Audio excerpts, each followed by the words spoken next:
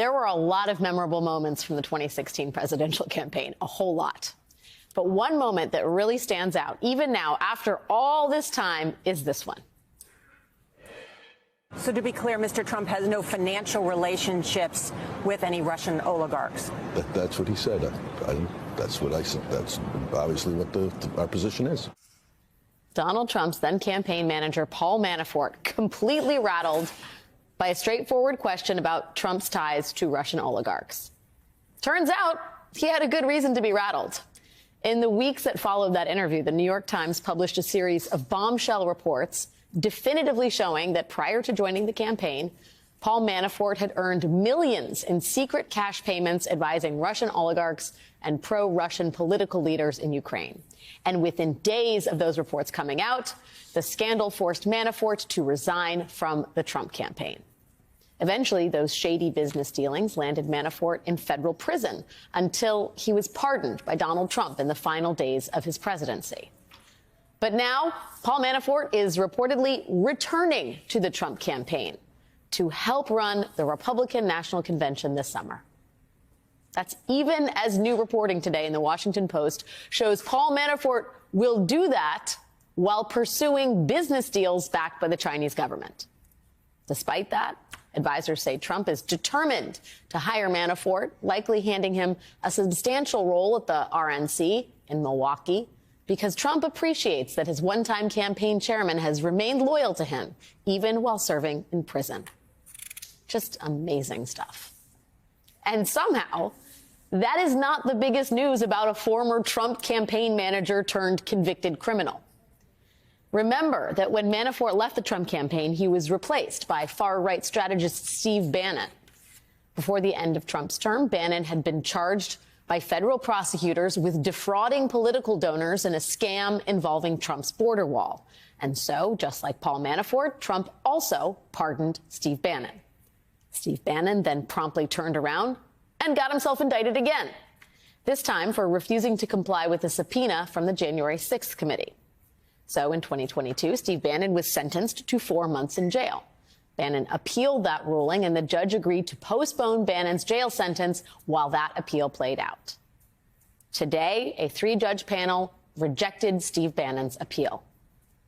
So it looks like former Trump campaign manager Steve Bannon could very well be headed to prison at the exact same time that Trump's other former campaign manager is completing his own journey from prison back to the Trump campaign. The Trump campaign to prison pipeline, there is really nothing like it. But that's not the end of Steve Bannon's legal troubles. It is not. Because in addition to his impending jail sentence, Bannon is also still facing charges in New York for his Trump border wall scam. And the judge who will oversee the trial for Steve Bannon's border wall con is, wait for it, Judge Juan Merchan, the very same judge who has been overseeing Trump's hush money trial here in New York. And we just learned that when it comes to recurring characters from Trump world, Judge Merchan may be losing his patience. Today, prosecutors closed out the 3rd week of Trump's hush money trial by telling the court that they just have 2 witnesses left to call, one of whom is their star witness, Michael Cohen. He will take the stand on Monday.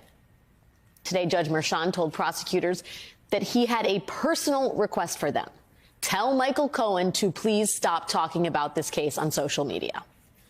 Cohen, as recently as this week, appears to have been using TikTok to sell T-shirts with a picture of Donald Trump behind bars. He has also appeared on TikTok wearing that very same shirt. Prosecutors today told Judge Merchan that they have already tried to get Mr. Cohen to stop talking about this case. Here's Prosecutor Joshua Steinglass. Judge, we have repeatedly instructed all of the witnesses in this case, to the extent that we have any control over it, to refrain from making public statements. The fact of the matter is we have no control over what they do. We have repeatedly asked the witnesses not to do that. Not just Mr. Cohen, all the witnesses. Judge Merchan then responded, I would direct the people to communicate to Mr. Cohen that the judge is asking him to refrain from making any more statements about this case, about Mr. Trump, or about anything related to this case or the process. That comes from the bench, and you are communicating that on behalf of the bench.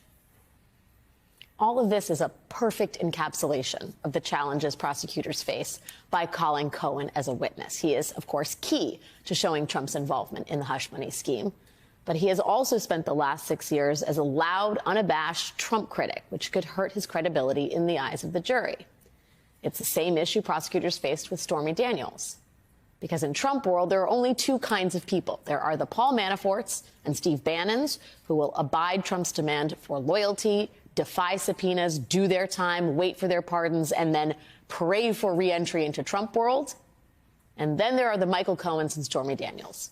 Real people with real flaws who can muster the courage to defy Trump, become the object of his fixation, and end up pariahs in a world they cannot escape.